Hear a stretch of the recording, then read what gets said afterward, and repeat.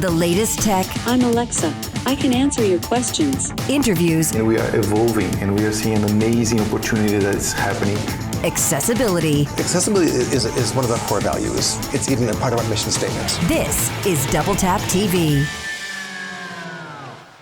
Welcome to Double Tap TV. Thank you guys, as always, for being here each and every single week. If you want to get involved like we ask you every single time, it is feedback@ami.ca. We welcome your email anytime on any topic, especially feedback and ideas. On Twitter, we are at Double Tap Canada. Don't forget to follow us there if you are not already. And on Instagram, we are at doubletap.online. We have lots of really cool stuff on Instagram as well. Thank you guys for being here. I am Mark Aflalo. By my side each and every single week is Stephen Scott. Stephen, we're talking about something interesting this week because when you called me up and said, Mark, let's talk dictation devices, I responded with, doesn't my phone just do that? Oh, you're so naive, Mark. You're so naive. Well, you're right, actually. No, you are absolutely right. Your phone can do it. And look, you don't need any hardware to do this.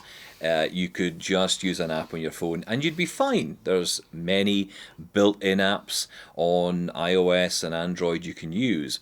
But there are some benefits to having some hardware. First of all, reliability, right? I mean, what if your battery goes in your phone while you're recording a lecture at uni, or perhaps you don't get the length of recording time you want, or the audio quality doesn't work out, you get a call in the middle of it which cuts off the mic for recording.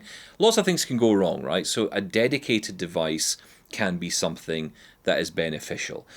So there are lots of options available. I've got tons here, Mark. Do you want to see what I've got here? I've got lots of stuff. I do, but I want to make a comparison first because I had a conversation with my wife on the weekend, and we were talking about making a calendar for our kids' school. And, someone brought up the fact saying, who uses a paper calendar these days? Everybody has a digital device. And the funny thing is that we called a bunch of people, a bunch of friends, and other schools and other parents, and we said, do you guys have, a physical calendar at your home? And they said, absolutely. Everybody is still sticking to their pen and paper physical agendas. It's actually few and far between those people that only live that digital life. So when it comes to options other than using your phone or your watch for things like dictation, I totally get it. There's trust in a pen and paper, isn't there? I mean, you can't delete it. Well, not unless you tip a cup of tea or coffee over it. It's not going to go away anywhere. I must admit, I'm a tech guy, so the idea of pen and paper terrifies me because I know plenty of people who've left their diary on a train, or their calendar, or even their whole bag of goodies on a train, and that's it. It's gone forever. Whereas if it's on a phone, it's automatically backed up to the cloud. You've always got access to that data, so your personal data remains with you even if the device itself goes, and it's encrypted as well, so you don't have to worry about someone else getting it and getting access to your information. That's, of course, if you've set everything up properly, but that's for another show. Maybe we should do a show on that, how to not to lose everything in your life at once. But, it is an interesting topic, especially around note-taking. A lot of blind people love to do this, and, not just blind people, obviously. Everyone wants to take a note from time to time. And like you say, grabbing a piece of paper and a pen, you probably still do that to this day, despite all the tech that's around you. I bet you're a pen and paper guy in the office with Post-it notes everywhere. I have one near me, but I try not to. I try to use services like Microsoft Teams and To-Do and all these little note-taking apps. I try to use them. I try to use, the Amazon's built-in grocery list feature, the reminders list feature, but I find myself gravitating towards that good old pen and paper. However, I could tell you categorically that my kids will not. They will go to technology first before anything else because that's how they learned first. So I think that has a lot to do with what we're going to be talking about today, which is dictation devices. And please don't tell me that you have any that we're going to talk about today that still use a physical cassette. Oh, do you know, I was looking for my old cassette tape. In fact, I've got it lying somewhere where I've got my old cassette tape. I used to have the one, remember those little micro cassettes you would get? I do. I loved those. And, I've got a range of devices here I'm going to show you, and there are a lot of different ways to do it. Audio is definitely one. And for that, I tend to drift towards Olympus. Olympus created a range of dictation devices for a number of years now, which have got what's called voice guidance built in. Now, the one I'm holding in my hand at the moment is the Olympus DM770, and this is probably one of the last devices that will have this feature, sadly. The devices themselves are dying out in popularity, And so is the accessibility, sadly, as well. But yes, this is a standard dictation device. You've got a simple record system of record and stop, and that is it. And it gathers together your notes. You can even put them in folders. You can do all kinds of fun stuff. Even charging is dead easy because you've got an inbuilt, which just pops out the bottom USB port that just pops right out the bottom, and you can plug it straight into your computer for data or for charging up. Now, if you are perhaps a blind person who makes music or wants to record higher quality audio, then something like this might not cut it. This is more, I mean, the microphones in here are very good, great quality, but you might want a bit better quality. Maybe you like to listen to high quality music. High res is a big deal for a lot of us, and being able to listen to that really high quality audio. That's where something that the Olympus LSP4 comes in. I'm holding that in my hand right now. It's a beautiful black color, very chic design, a little bit heavier than the DM770.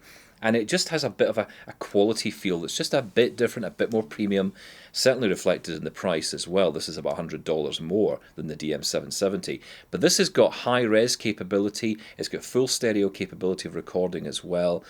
Beautiful recordings come off this. Again, exactly the same as the 770. It's got that pop-out USB at the bottom, and you're able to charge and also transfer back to your PC or Mac or whatever device you want to use. You can transfer this data back over, and you can also transfer to the device your high-res audio files to listen to via Bluetooth or via a wired headset. So, that's two examples in the audio world, but very quickly, I just want to touch on some of the other ways that I personally take notes. Two ways, actually, and both are text entry. So I have with me here this little finite case that I got for my Magic Keyboard, my Magic Keyboard 2 actually to be precise, which is the Apple keyboard, and I've got it in this little case. I can connect this via Bluetooth to my iPhone, and I can type my notes, and I actually use my phone with a keyboard. Because I use VoiceOver, I'm able to navigate my phone using this. So I'm able to navigate the phone, do everything I would want to do, respond to emails, do everything else, but also take notes on the move as well. And I can do exactly the same whether I'm on my PC or on my iPhone using my I've got to say I love this particular one, the Focus 14 Braille display, which has got 14 cells of Braille display in here, so I don't have to listen to audio. I can read it in Braille, or I can take the entry, I can text entry via these Perkins style keys as well. So there's a range of ways to do it. A lot of people might not think about that, Mark. I'm sure you didn't. No, and those are the companies like Panasonic that are still making, of course, dictation devices as well, plus some other companies. And later on in the show, I want to talk to you about some high-end, in our audio broadcasting world, there's a company called Zoom that make a handy recorder that could be great for dictation as well. So I want to talk about the accessibility of that as well. But we need to take a break because when we come back, we're going to be talking about an app called Just Press Record, and the developers are on deck and waiting to speak to not only you, but myself as well. It is Double Tap TV. He is Stephen Scott. I am Mark Aflalo. We take a quick break and come back with that interview. Love Double Tap TV? Listen to AMI Audio for Double Tap Canada every Thursday at 8 p.m. Eastern for news and reviews on everything tech.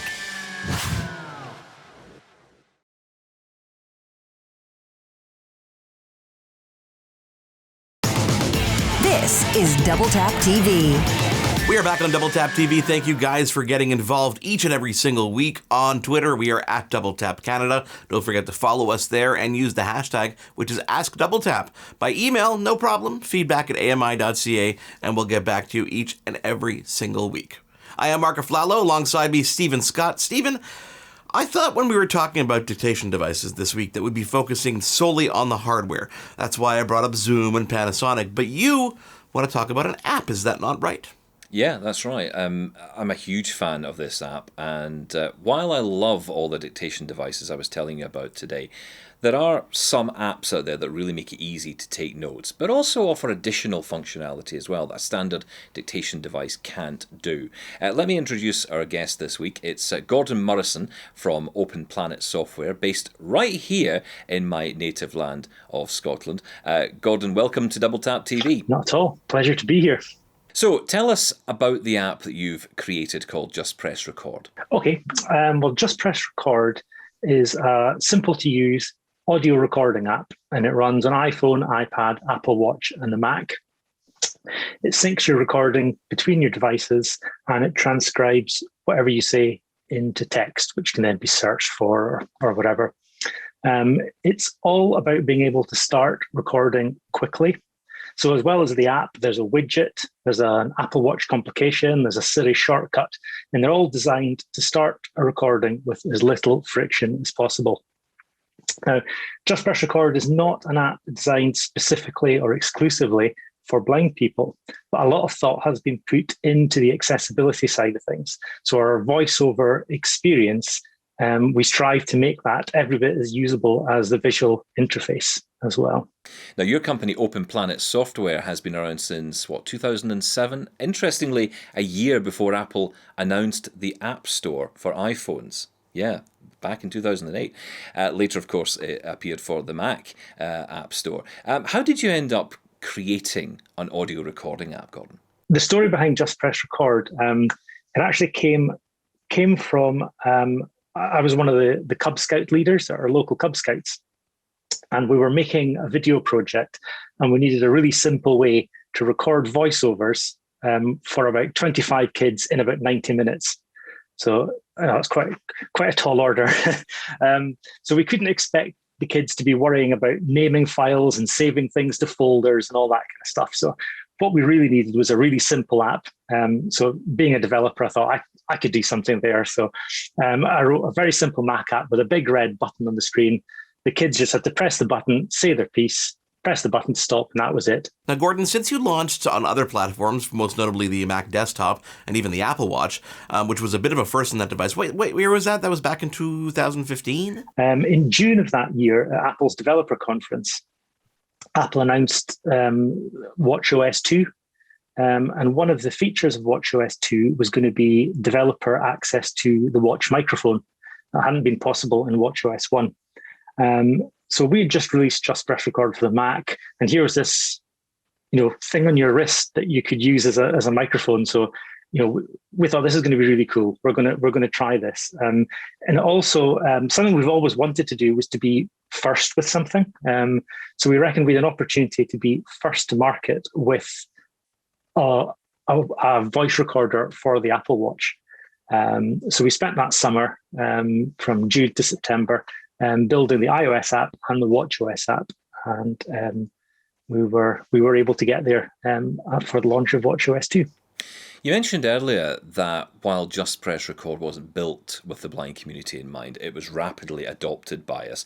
What was your reaction to that? And even perhaps think back to that reaction of your first call from a blind customer asking you about the app, if you can recount that tale for us. I think it was just the realization that there was this group of people that we didn't really know much about. We knew that they were out there, and they were so. The guy that I'm thinking of, he was just so helpful and so happy to help. It was a pleasure, to hear from these people, have the suggestions, and have a dialogue back and forth about how we could help and how we could make our product better. He was so generous with his time. It was great, really. And that really did have an impact on your thinking, not only about the accessibility, but I'm guessing the overall design of the app, didn't it? And I think it's really useful for other developers, Mark, who may be watching this to understand what you guys did with the Apple Watch, for example, in particular, that made it look as good as it could be, but also fully accessible. Gordon, can you maybe talk about the work you did there? After we did the first couple of versions of Just Press Record, by about 2017, we were ready to do a brand new design for Just Press Record, which is very much the design you see today. And as well as designing a brand new user interface for it, it gave us the opportunity to start an accessibility design from the ground up. So rather than adding accessibility to what was there, we were able to think of accessibility almost as a parallel user interface to the visual, right from the beginning. And also in the Watch app, one of the things we wanted to do visually was to provide some rich animations. So when you're making a recording, there's a sine wave that travels across the screen, and it's quite visually appealing.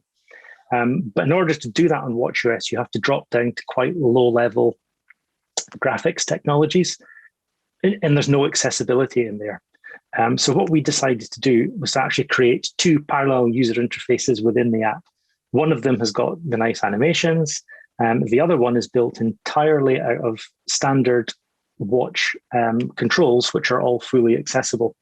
And the app decides which one to present to the user depending on whether the watch is running with VoiceOver turned on or not. So, Gordon, with all of that in mind, what would you say to those developers watching who think that making their app accessible is just a step too far? Well, I think the advice is probably split into three different parts.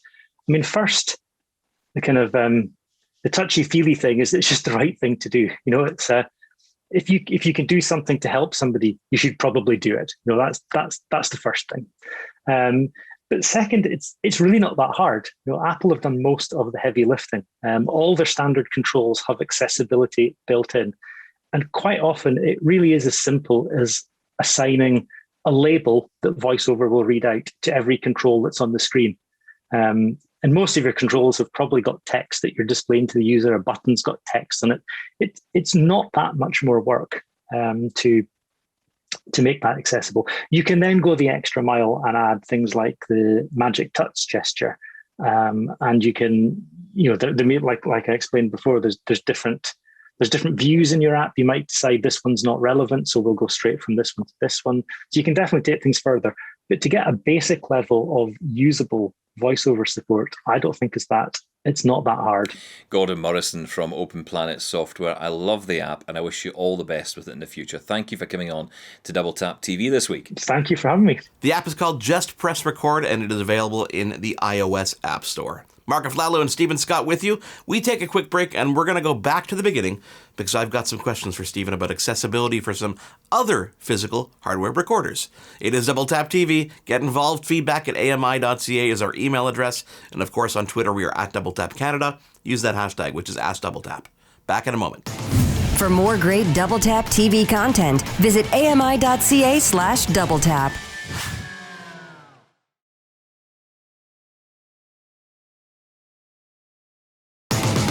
This is Double Tap TV. Welcome back to Double Tap TV. Thank you, as always, for being here. And thank you, of course, to Gordon from that app, Just Press Record. I am Mark Aflalo, alongside me, Stephen Scott. Stephen, we talked about hardware off the top of the show, and we talked about Just Press Record. I'm curious about apps and hardware that works with apps to make high-quality recordings. For example, being in the broadcast world and having this background, I often find the need to record interviews and stuff in the field. Before I was able to plug things into my iPhone, I relied on a company like Zoom. Zoom makes pretty good high quality audio recorders. People use them to record bands, people use them to record interviews. But couldn't people use those for dictation as well? Yeah, absolutely. I mean, that's the great thing with all these recorders. I guess if you buy something like I've got a high-end Zoom H4n recorder, which has got, you know, all the XY microphone array, which gives you, you know, lots of stereo recording options. It seems a bit much to record, you know, your shopping list on. So, you know, you wouldn't buy it for that. But if you have it, if you're using it for work, absolutely. I mean, and something like the H4n even has extra capability because it has an audio interface built in, so you can plug it into your computer and you can use it as a recording device into your machine. So a lot of these devices, even though they're standalone recorders, they have extra functions to them.